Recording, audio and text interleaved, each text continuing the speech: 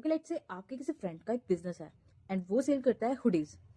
आपको उसकी शॉप की एक हुडी बहुत पसंद आई एंड आप उसको बोलते हो कि भाई 1200 की जगह 1000 में दे दे। एंड अब वो आपको बोल रहा है कि हाँ कोई बात नहीं दे दूंगा, बट आपको ये बात सुनी नहीं एंड कॉल हो गई डिस्कनेक्ट, कट हो गई। तो अब इस सिचुएशन में क्या ये कॉन्ट्रैक्ट है या ये एग्रीमेंट है? क्या आप बाउंड है वो हुडी बाय करने के लिए? तो ऐसा ही केस ऑनरेबल सुप्रीम कोर्ट के सामने आता है, जिस केस का नाम है भगवान दास गोवर्धन दास केडिया वर्सेस गिरधर लाल पुरुषोत्तम, AIR 1966, सुप्रीम कोर्ट 543। तो अब इसमें क्या है, इसके फैक्ट क्या है? जो प्लेंटिफ है वो अहमदाबाद में रहने वाला है। अब वो फोन करता है गुड्स के लिए। अब उसका जो बिजनेस है वो वूल्स का है, ठीक है। अब वो ऑफर देता है डिफेंडेंट को कि भाई मेरे पास ऐसे ऐसे है, तू बाय कर ले। अब डिफेंडेंट जो है वो कॉल पर ही माल बेचने के लिए एक्सेप्टेंस दे देता है, ठीक है। अब जब उसने एक्सेप्टेंस दे दी, लेकिन लाइन क्लियर नहीं थी और प्लेंटिफ को एक्सेप्टेंस जो है वो सुनाई ही नहीं देती। उसको नहीं पता लगता कि जो डिफेंडेंट है उसने एक्सेप्टेंस दे दी है।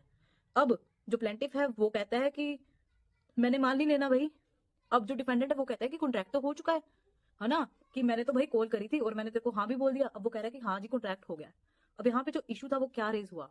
इशू था क्या टेलीफोन पे की गई एक्सेप्टेंस एक्सेप्टेंस मानी जाती है अगर ना सुनाई दी हो तो भी, है ना। अब एक पार्टी को तो सुना नहीं, दूसरी पार्टी कह रही कि हाँ भाई कॉन्ट्रैक्ट हो गया, तो क्या इसको हम कॉन्ट्रैक्ट मान सकते हैं या नहीं?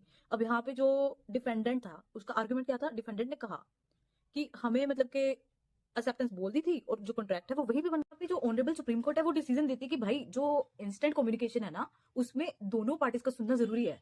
आप ये नहीं कह सकते कि एक पार्टी ने ऑफर दिया और दूसरी वाली ने एक्सेप्ट कर दिया बट उनको सुना ही नहीं।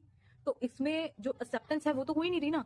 जो ऑफरर है, जो ऑफर दे रहा है, उसके पास में वैलिडेशन होनी चाहिए कि हाँ जो सामने वाली पार्टी है उसने ऑफर को एक्सेप्ट करा है, तभी हम उस कॉन्ट्रैक्ट को कॉन्ट्रैक्ट मानेंगे, वरना वो कॉन्ट्रैक्ट नहीं बनेगा।